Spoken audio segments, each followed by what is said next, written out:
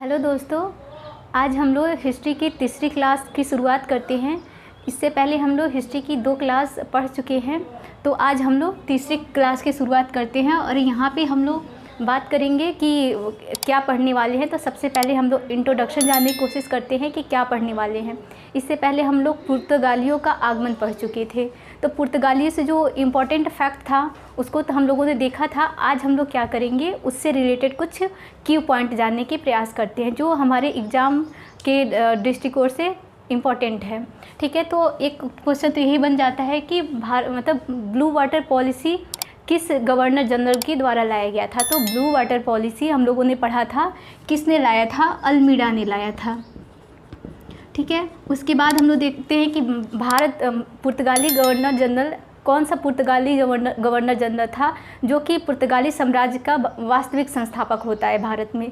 तो उसके बारे में भी हम लोगों ने पढ़ा था, कौन था, अल्बुकर्क था, अल्बुकर्क। तो हम लोग थोड़ा सा देखने का प्रयास करते हैं कि अल्बुकर्क को पुर्तगाली साम्राज्य का वास्तविक संस्थापक क्यों कहा जाता है। तो इसलिए कहा जाता है कि पहली बात तो अल्बुकर्क ने क्या किया था, भारत में अपने साम्राज्य का विस्तार किया था। हम लोग देखे थे कि क्या था, 1509 ईस्वी में क्या बनता है, गवर्नर जनरल बनता है। क्या बनेगा, गवर्नर जनरल। और 1510 ईस्वी में क्या करता है, भारत का क्षेत्र गोवा पे जीत हासिल कर लेता है। और मीन्स गोवा पे जीत हासिल करने का श्रेय किसे दिया जाता है, अल्बुकर्क को दिया जाता है। लेकिन इस गोवा को राजधानी किसने बनाया था, तो गोवा को राजधानी बनाने का श्रेय किसे दिया जाता है, नीनो डी कुन्हा, जो कि क्या करता है, 1529 ईस्वी में भारत का अगला गवर्नर जनरल बन के आता है। नीनो डी कुन्हा क्या होता है, 1529 में भारत का अगला गवर्नर जनरल बन के आता है। और 1530 ईस्वी में क्या करता है, ये गोवा को अपनी राजधानी बनाता है। क्या किया था, गोवा को राजधानी बनाया था। और एक डेट हम लोग पढ़े थे जो कि इम्पॉर्टेंट है एग्ज़ाम के दृष्टिकोण से, तो 1556 ईस्वी में पुर्तगालियों के द्वारा क्या किया गया था, भारत में प्रिंटिंग प्रेस लाया गया था। मीन्स भारत में प्रिंटिंग प्रेस लाने का श्रेय किसे जाता है, पुर्तगालियों को जाता है। इसके बाद से हम लोग एक अगला डेट पढ़े थे, 19 दिसंबर 1961। क्या पढ़े थे, 19 दिसंबर 1961। इस 19 दिसंबर 1961 को क्या किया जाता है, भारत सरकार के द्वारा गोवा पे सैन्य कार्रवाई करके पुर्तगालियों को यहाँ से भगा दिया जाता है। मीन्स पुर्तगाली 1498 में तो भारत में आए और भारत के आज़ाद होने के काफ़ी साल बाद तक भारत में इनका जो राज था किस पे रहता था, गोवा पे। 1961 में फाइनली ये भारत से कहाँ चले जाते हैं, अपने देश चले जाते हैं। तो इतना तो हम लोगों ने पढ़ लिया था कि कब आए, कैसे आए और कैसे भारत से गए। अब हम लोग थोड़ी सी बात कर लेते हैं कि क्या जब यूरोपीय भारत में आ रहे थे तो भारत में कोई ऐसा शासक नहीं था जो इन पे कंट्रोल कर सके या फिर इनको पराजित कर सके। तो आज हम लोग वही थोड़ी सी चर्चा करने वाले हैं कि यूरोपियों को भारत में आने के समय भारत की स्थिति क्या थी। ठीक है, तो हम लोग देखते हैं कि जब पुर्तगाली भारत में आते हैं उस समय भारत की स्थिति क्या थी, कौन शासन कर रहा था या प्रशासन कर रहा था। तो अगर हम लोग इसके लिए हम लोग क्या करते हैं, 5 मिनट इस पर थोड़ी सी चर्चा करते हैं, फिर इसके बारे में लिखना शुरू करते हैं। तो हम लोग देखेंगे कि क्या है, पुर्तगाली भारत में 1498 ईस्वी में आते हैं। कब, 1498 ईस्वी में। इस ईस्वी में अगर हम देखेंगे तो भारत में किसका शासन था, सल्तनत काल चल रहा था। क्या चल रहा था, सल्तनत काल। और सल्तनत काल भी कहाँ चल रहा था मुख्य रूप से, तो उत्तर भारत में। कहाँ पे, दिल्ली में।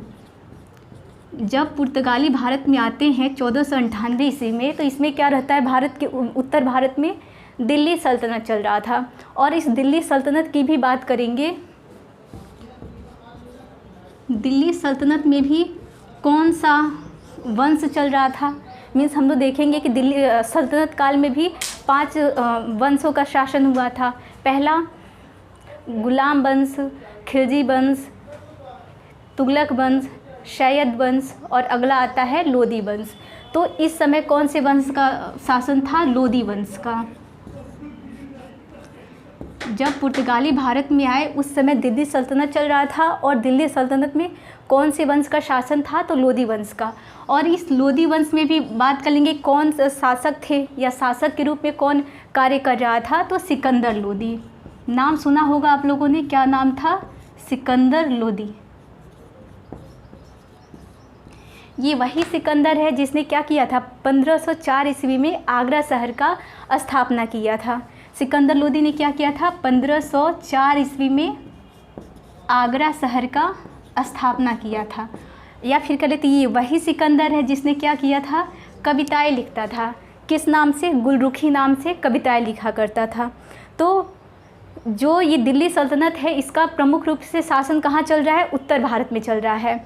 और जो यूरोपीय भारत में आ रहे हैं, कहाँ से आना शुरू करते हैं, दक्षिण भारत से शुरू करते हैं। तो वैसे भी क्या होता है, इन लोगों को मतलब दक्षिण भारत से कोई ज़्यादा मतलब नहीं होता है और ये कहाँ शासन करने में व्यस्त रहते हैं, उत्तर भारत में। तो फिर हम लोग एक चीज़ और जानने की कोशिश करते हैं, क्या दक्षिण भारत में कोई शासन नहीं कर रहा था, क्या दक्षिण भारत ऐसे ही पड़ा हुआ था? नहीं, उस समय दक्षिण भारत में भी अगर बात कर लेंगे तो प्रमुख रूप से दो लोग शासन कर रहे थे। एक तो विजयनगर साम्राज्य था और एक बहमनी साम्राज्य। ऐसे तो बहुत सारे राजा थे जो शासन कर रहे थे, लेकिन प्रमुख रूप से कहा जाएगा तो विजयनगर साम्राज्य था और दूसरा बहमनी साम्राज्य। तो हम बात कर लेते हैं दक्षिण भारत में क्या है, विजयनगर साम्राज्य है, जहाँ के कौन शासक रहते हैं, कृष्णदेव राय। कौन थे, कृष्णदेव राय। कब से कब तक इनका शासन रहता है, कृष्णदेव राय का शासन जो रहता है वो 1509 ईस्वी से लेकर के 1529 ईस्वी तक। डेट आप लोग इसको कंपेयर कर पा रहे हैं कि 1498 में वास्को डी गामा आया है। उस समय उत्तर भारत में लोदी वंश चल रहा है। लोदी वंश में भी कौन शासन कर रहा है, सिकंदर लोदी। अगर दक्षिण भारत की बात कर लेंगे तो एक बहुत बड़ा या बहुत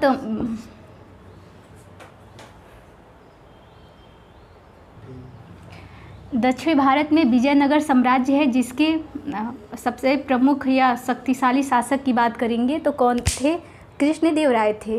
ये क्या है, पूरे विजयनगर साम्राज्य के सबसे प्रतापी या क्या कह लेंगे, शक्तिशाली शासक थे। ऐसा कहा जाता है कि जो दूसरा गवर्नर जनरल था जिसका नाम है अल्बुकर्क, पता है ना, उसी को क्या कहा जाता है, पुर्तगाली साम्राज्य का वास्तविक संस्थापक कहा जाता है। इसका संबंध कृष्णदेव राय से बहुत ही अच्छा था और ये दोनों क्या थे, एक दूसरे के मित्र भी थे। ठीक है, तो यहाँ पे यूरोपियों का क्या मतलब एक तरह से विरोध करने के लिए कोई नहीं था, क्योंकि जो उत्तर भारत में दिल्ली सल्तनत है उनको भी मतलब नहीं है दक्षिण भारत से, और दक्षिण भारत में जो शासक है उनको केवल अपने साम्राज्य से मतलब था। वो किसी और साम्राज्य, किसी मीन्स वो लोग क्या चाहते थे, सब अपना हित चाहते थे। एक तरह से भारत में क्या था, यूनिटी नहीं था, सब सेल्फिश थे, सब मतलबी थे। तो इसी वजह से क्या होता है, यूरोपीय जो हैं पुर्तगाली आते हैं भारत में, और आते तो हैं व्यापार करने के लिए, लेकिन क्या करते हैं, धीरे धीरे भारत में अपने साम्राज्य का विस्तार करने लगते हैं। जैसा कि हम लोगों ने देखा था कि क्या होता है, 1661 ईस्वी में पुर्तगाली राजकुमारी होती हैं जिसका नाम है कैथरीन। उनकी शादी, पुर्तगाली राजकुमारी कैथरीन की शादी किससे कर दी जाती है, ब्रिटिश राजकुमार चार्ल्स द्वितीय से। चलो शादी से तो ठीक है, हमें कोई उससे मतलब नहीं है, लेकिन शादी पुर्तगाली राजकुमारी की होती है और भारत का एक इम्पॉर्टेंट शहर जिसका नाम है बम्बई, उसको क्या कर दिया जाता है, ब्रिटिशर्स को या फिर कह लें चार्ल्स द्वितीय को क्या किया जाता है, दहेज स्वरूप दे दिया जाता है। तो ठीक है, इतनी बात समझ में आ रही है ना कि भारत में क्या है, यूनिटी नहीं है, सब सेल्फिश है, सब केवल अपने मतलब की बात सोच रहे हैं। और यहाँ पे क्या हो रहा है, यूरोपीय आ रहे हैं भारत में और अपने साम्राज्य का धीरे धीरे विस्तार कर रहे हैं।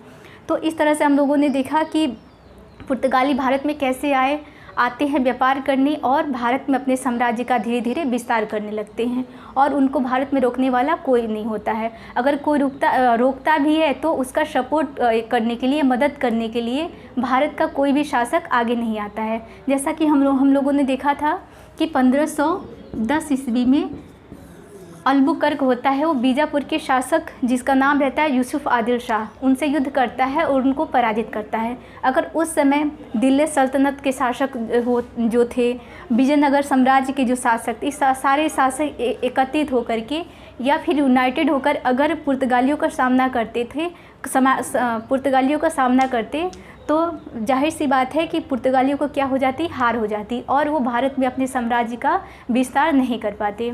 ठीक है, तो इस तरह से क्या होता है, आज हमारा जो टॉपिक था पुर्तगाली, जो कि हम लोग इसके पहले भी 2 क्लास पढ़ चुके हैं, वो फाइनली रूप से ख़त्म होता है और आज हम लोग एक नए टॉपिक की शुरुआत करते हैं जिसका नाम है डच। मीन्स भारत में आने वाले पहले यूरोपीय पुर्तगाली थे, उसके बाद जो यूरोपीय आते हैं उनका नाम क्या है, डच है। ठीक है, तो हेडिंग डालेंगे डच। पुर्तगालियों के बाद भारत में जो अगले यूरोपीय आए थे उनका नाम था डच। ठीक है, यहाँ पे थोड़े सा समझने वाली बात है कि अगर आता है क्रम वाइज कि भारत में आने वाले यूरोपियों का क्रम बताइए, तो हम लोग जानते हैं कि पहले तो कौन आया था, पुर्तगाली आए थे भारत में।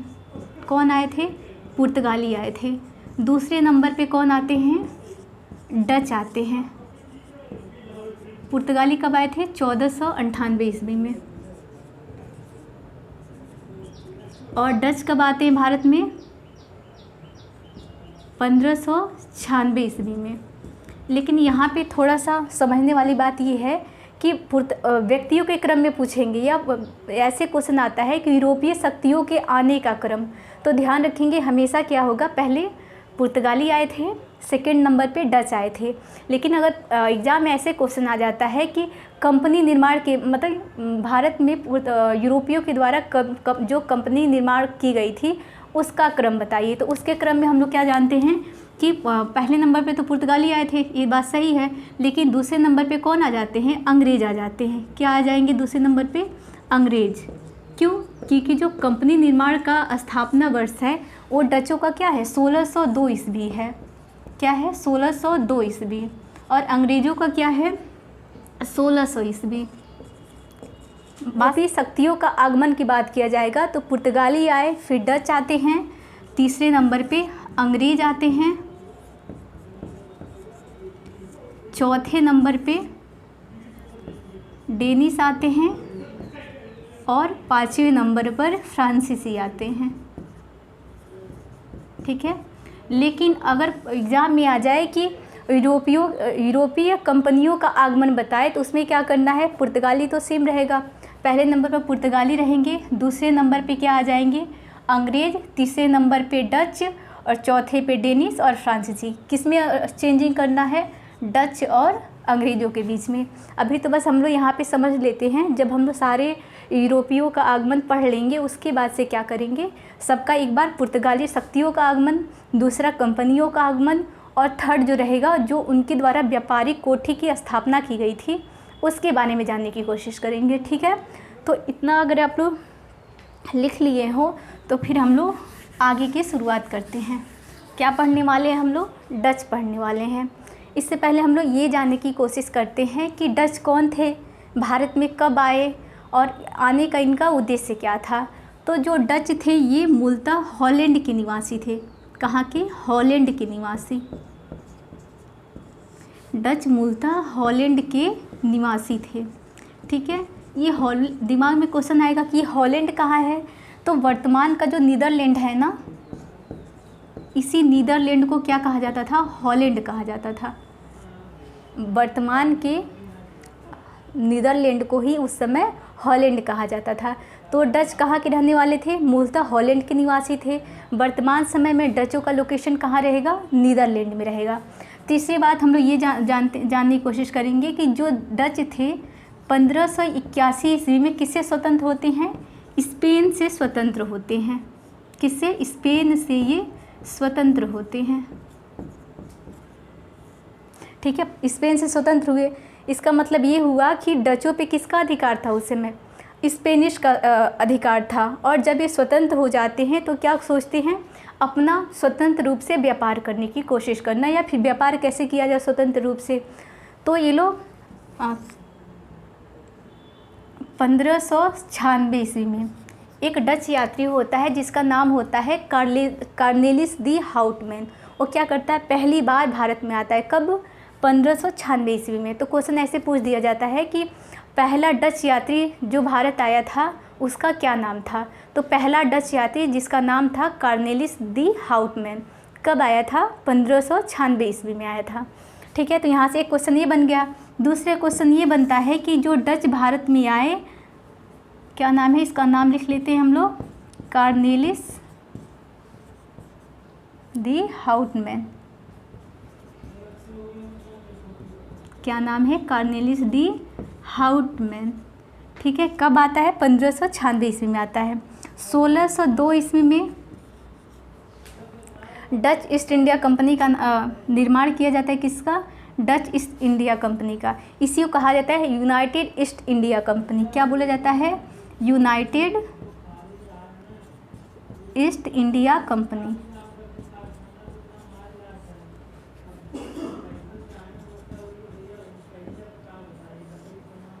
ठीक है, 1602 ईस्वी में यूनाइटेड ईस्ट इंडिया कंपनी का निर्माण किया जाता है और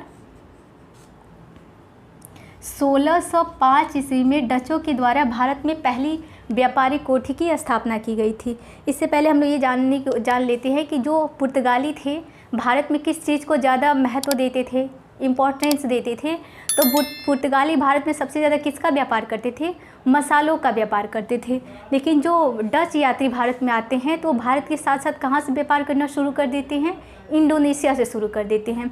हम जानते हैं कि इंडोनेशिया क्या है? बहुत सारे द्वीपों से मिलकर बना हुआ है, इसलिए उसको, और वहाँ पे मसालों का सबसे ज़्यादा व्यापार होता था, मसाला सबसे अधिक होता था, इसलिए क्या कहा जाता था? इंडोनेशिया को मसालों का द्वीप। इंडोनेशिया को क्या कहा जाता था? मसालों का द्वीप। इंडोनेशिया को मसालों का द्वीप कहा जाता था। तो जो डच हैं वो भारत के साथ तो व्यापार कर ही रहे हैं, किसके साथ और व्यापार कर रहे हैं? इंडोनेशिया के साथ भी व्यापार कर रहे हैं। ठीक है, और ये इंडोनेशिया से किसका व्यापार कर रहे हैं? मसालों का व्यापार कर रहे हैं। तो अगर ये मसालों का व्यापार इंडोनेशिया से कर रहे हैं तो भारत में किस चीज़ का व्यापार करते थे? तो डच भारत में सबसे ज़्यादा किसका व्यापार करते थे? सूती वस्त्रों को। जहाँ पुर्तगाली भारत में मसालों को ज़्यादा इम्पोर्टेंस दिए, वहीं डच यात्री भारत के वस्त्रों को ज़्यादा इम्पोर्टेंस देते हैं। ठीक है, और इसी के द्वारा पुर्तगालियों के द्वारा इंडोनेशिया पे भी क्या किया गया था? अधिकार कर लिया गया था इसके बहुत सारे द्वीपों पे, और यहाँ पे भी क्या किया गया था? इनके द्वारा अपनी व्यापारी कोठियाँ खोली गई थी। लेकिन हमको उससे मतलब नहीं है, हमें भारत के कॉन्टेक्स्ट में पढ़ना है और हम भारत के बारे में बात करेंगे। ठीक है, तो 1605 ईस्वी में डचों के द्वारा भारत में पहली व्यापारिक कोठी खोली गई थी। फर्स्ट व्यापारिक कोठी, पहली व्यापारिक कोठी तो खोली गई। अब सवाल ये बनता है कि वो व्यापारिक कोठी कहाँ थी? तो कहाँ थी? मसूलीपट्टनम में। कहाँ पे? मसूलीपट्टनम। मसूलीपट्टनम कहाँ पड़ेगा? आंध्र प्रदेश में। कहाँ पे? आंध्र प्रदेश में।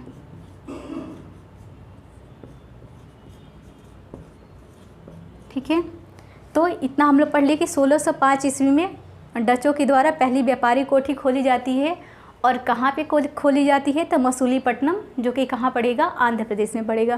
ठीक है, इसके बाद हम लोग आगे पढ़ने की कोशिश करते हैं, और अगर आपको स्क्रीनशॉट लेना है तो ले लीजिए, ताकि हम क्या करें? इसको मिटा सकें। हम लोग देखें कि 1605 ईस्वी में पहली व्यापारिक कोठी खोली गई। कहाँ पे? मसूलीपट्टनम में।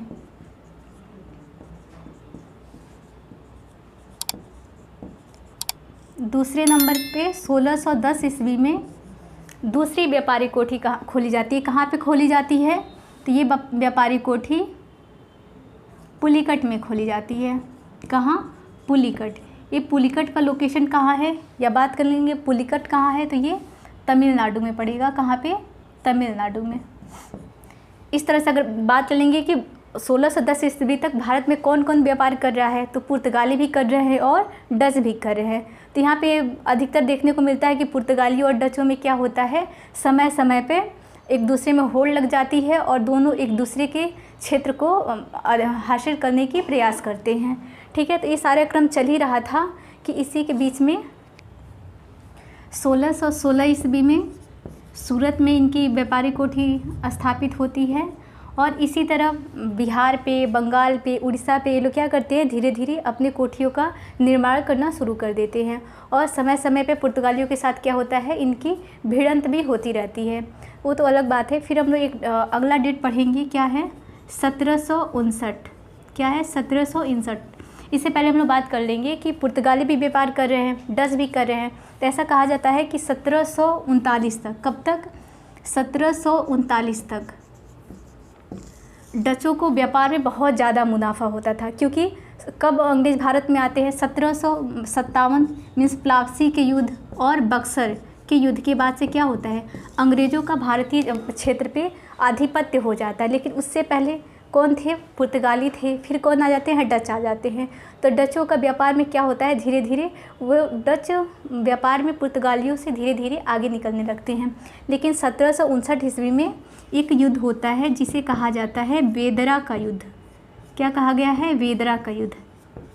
अब हम बात कर लेंगे वेदरा का युद्ध किसके किसके बीच में हुआ था। तो वेदरा का युद्ध डचों और अंग्रेज़ों के बीच में हुआ था। किसके बीच में, डचों और अंग्रेज़ों के बीच में हुआ था। और इस युद्ध में कौन जीत जाते हैं, अंग्रेज़ जीत जाते हैं। और किसकी हार हो जाती है, डचों की हार हो जाती है। और इसके बाद से डच क्या करते हैं, अपना बोरिया बिस्तरा लेके कहाँ से, भारत से चले जाते हैं। हालांकि इसके बाद भी वो लोग कहाँ से व्यापार करते थे, इंडोनेशिया से व्यापार करते थे। लेकिन भारत से क्या होते हैं, डचों का पलायन हो जाता है, वो यहाँ से चले जाते हैं। इस तरह आज हमारा डच यूरोपीय थे ये भी कंप्लीट हो गया। अब अगला जो हमारा टॉपिक रहेगा पढ़ने का वो हम लोग पढ़ेंगे अंग्रेज़। Okay, thank you.